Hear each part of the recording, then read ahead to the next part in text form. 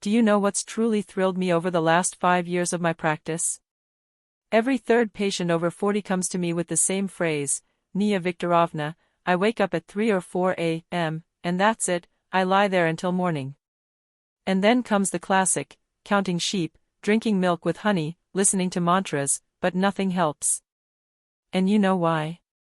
Because the cause isn't the sheep at all, or even stress, as most people think. Over 25 years of medical practice, I've dissected this problem down to the last molecule. And today I'll show you 5 real reasons for waking up at night, which even many of my colleagues keep quiet about. Moreover, the 4th reason is so unexpected that you'll probably try it out yourself this evening. And at the end of the video, I'll give you a protocol for what to do right now so you can sleep like a baby in a week. Just stay with me until the end, because if you leave now, you'll continue waking up at the same time every night. And that's not just a catchphrase, it's physiology, which we'll now examine. My name is Ksenia Novak, and I'm a practicing physician. And before we begin, answer this question honestly: do you wake up between 3 and 5 a.m.? Not at midnight, not at 6 a.m., but precisely in that time frame. If so, it's no coincidence. Your body is screaming at you about a specific problem. And we'll figure out what that problem is now. Let's start with the fact that most people consider stress to be the main culprit. But I'll surprise you, stress has almost nothing to do with it. Well, at all. Yes, chronic stress affects sleep, but it doesn't explain why you wake up at 3 or 4 a.m. Why not at midnight or 7 a.m.? Now that's an interesting question. Our bodies operate according to circadian rhythms. This is your internal biological clock. Between 1 a.m. and 5 a.m., a critical transition between sleep phases occurs. A healthy person should be in the deepest phase at this time, the one when even thunder wouldn't wake you. But if something goes wrong, your body catapults you out of this phase. And that's where things get interesting. The number one reason, which you probably didn't realize, isn't cortisol, as they say online, but a drop in blood sugar, or hypoglycemia. Have you heard that word? Most of my patients shake their heads, but in vain. Imagine you had dinner at 7 p.m., and by 3 a.m., 8 a.m. has passed.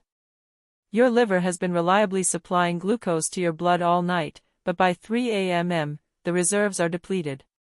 Your sugar level drops below the critical level. So what does your smart body do?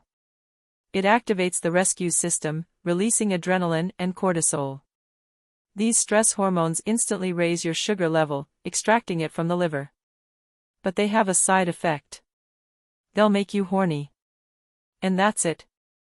Hello, insomnia until the morning. This is especially true for those who eat an early and light dinner. Salad, kefir, and off to bed. Sound familiar? That's the explanation. You didn't get enough carbohydrates to last all night. I'll tell you how to fix that in a minute. But first, the second reason. The liver. Yes, that's right. Between 2 and 4 a.m., our liver is at its peak. It does a thorough cleaning, detoxifies toxins, processes alcohol, medications, and hormone breakdown products. This is its finest hour.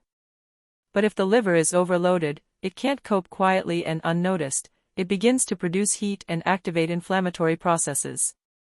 And so you often wake up in a light sweat and feel hot, especially if you drank alcohol the night before, even a glass of wine, or had a large fatty meal, or are taking a lot of medications.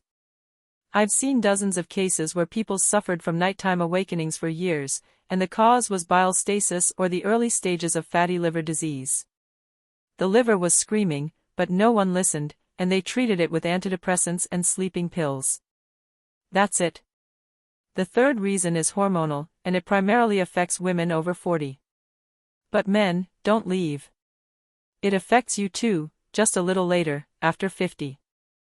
During perimenopause and menopause, there is a sharp drop in estrogen and progesterone levels. Progesterone is our natural tranquilizer. It acts on the gamma receptors in the brain, the same ones that sedatives act on. When progesterone is low, the brain loses the ability to maintain deep sleep. Plus, the drop in estrogen causes hot flashes. And then you wake up at 3 a.m., drenched in sweat, with a pounding heart. Men have a similar story, only testosterone is to blame. After 50, its levels drop, and this directly affects sleep architecture. Plus, the prostate grows, urination becomes more difficult, and suddenly you wake up to go to the bathroom and then can't fall back asleep. And here's the important point. If you wake up because you need to go to the bathroom, that's a different story. It could be due to an overactive bladder or hormonal changes. But if you wake up for no reason and then go to the bathroom because you woke up anyway, that's a completely different matter. Do you understand the difference? Cause and effect are reversed. The fourth reason, the one I promised to mention, is sleep apnea, or cessation of breathing during sleep. And be careful here, because it's more serious than it seems. When you snore, your airways periodically become blocked. The brain receives a signal about a lack of oxygen and pulls you out of deep sleep to breathe. You may not even be aware of these awakenings. Your brain simply puts you into a light sleep state for a few seconds, but by morning you're exhausted. Now, pay attention. Sleep apnea triples your risk of heart attack and stroke. Triple. Do you understand? Because every pause in breathing stresses the heart and blood vessels. Plus, chronic brain hypoxia. This is no joke. How can you test it? Ask someone close to you to watch you at night or record yourself. If you snore, and then there's silence for 10 to 20 seconds, followed by a sharp inhale, you have sleep apnea. And that's a reason to see a sleep specialist immediately. Not tomorrow, but this week. And the fifth reason, magnesium, or rather, its deficiency. 90% of people over 40 have a latent magnesium deficiency. I didn't make this up, it's according to the World Health Organization. Magnesium is responsible for muscle and nervous system relaxation. It regulates the production of melatonin, the sleep hormone. When magnesium is low, you can fall asleep, but your body can't fully relax in deep sleep. Your muscles remain tense, your nervous system is on edge. And then, at 3 or 4 a.m., when your reserves are completely depleted, you wake up. This is often accompanied by calf cramps, leg twitching, and restlessness. If this applies to you, it's almost certainly a magnesium deficiency. Now, the most important thing is what to do about it. I'll give you a specific protocol that works in 80% of cases. But first, 2 important rules. Rule 1, never take sleeping pills without a doctor's prescription. Never.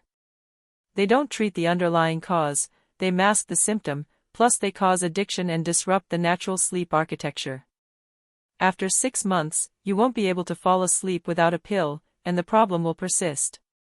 Rule 2, if your nighttime awakenings continue for more than a month, see a doctor. Don't turn to the internet, your neighbor, or a healer, but rather to a regular general practitioner or a sleep specialist, because this could indicate a serious illness, from diabetes to heart failure. Now, here's the action plan. Write it down. Step 1, check your dinner. Your last meal should be 3 to 4 hours before bed, but it should contain slow-digesting carbohydrates. Buckwheat, brown rice, whole grain bread, plus protein, chicken, fish, and cottage cheese. This will ensure stable blood sugar levels throughout the night. And don't fast in the evening if you wake up during the night. This isn't for you. If you're completely out of time and you're used to eating early, eat a handful of nuts or half a banana an hour before bed. This will provide slow-release glucose and help you make it through until the morning without sugar crashes. Step 2, support your liver. If you're overweight, review your diet. Eliminate fried, spicy, and alcoholic foods. Add some bitterness, lettuce, arugula, and leafy greens. They stimulate bile flow. You can add rastarabsha or artichoke, but only after consulting a doctor, as they are contraindicated for people with gallstones. And drink enough water during the day, at least 2 liters. The liver loves water, it works better. But have your last glass no later than 2 hours before bed, otherwise you'll be running to the bathroom. Step 3. Magnesium. Start taking magnesium citrate or glycinate. These are the most absorbable forms. The dose is 300 to 400 mg per day, an hour before bed. Avoid magnesium oxide, as it is poorly absorbed and has a laxative effect. The course lasts at least a month. Magnesium doesn't work instantly. It needs time to accumulate in the tissues. But after 2 to 3 weeks, you'll notice a difference. Falling asleep will become easier, and nighttime awakenings will be reduced. And importantly, if you're taking heart or blood pressure medications, check with your doctor about compatibility. Magnesium can enhance the effects of some medications. Step 4. Hormones. If you're over 45 and suspect a hormonal imbalance, get tested. For women, check for estradiol, progesterone, FSH, and LH. For men, check for total and free testosterone and prolactin. And be sure to check your thyroid hormones, TSH, T3, and T4. Thyroid hormones can also be to blame for insomnia. Based on the results, your doctor may prescribe replacement therapy. And don't be afraid of hormones. Modern bioidentical hormone therapy is safe and effective. This isn't the horror story from the 1990s, it's a whole new level. Step 5. If you snore, get checked for apnea. There are simple home tests and special apps that record and analyze your sleep. Or you can have a polysomnography in a clinic. This is the gold standard for diagnosis. If apnea is confirmed, there's a solution. Treatments range from special mouth guards that move the lower jaw forward to CPAP therapy, a machine that delivers pressurized air and prevents the airway from collapsing. It sounds scary, but people get used to it within a week, and their quality of life changes dramatically. Step 6. Sleep hygiene. Yes, it sounds trivial, but it works. The bedroom should be cool, 18 to 20 degrees Celsius. Dark. Buy blackout curtains or a sleep mask. Quiet earplugs work wonders. And no phones an hour before bed. The blue light from a screen suppresses melatonin production. You think you're just scrolling through your feed, but your brain thinks it's daytime and doesn't send the signal for sleep. Instead, read a paper book, listen to calm music, take a warm bath, create a bedtime ritual. The brain loves predictability. And lastly, breathing exercises. If you wake up in the middle of the night and can't fall asleep, don't lie in bed worrying about it. Get up, drink some water, do some breathing exercises. Here's a simple technique: inhale for a count of 4, hold for 7, exhale for 8. Repeat 10 times. This activates the parasympathetic nervous system, the one responsible for relaxation, and turns off the sympathetic nervous system, the one that keeps you awake. It works flawlessly. I use it myself when duty calls throw me off my routine. Now a question for you. Which of the following applies to you?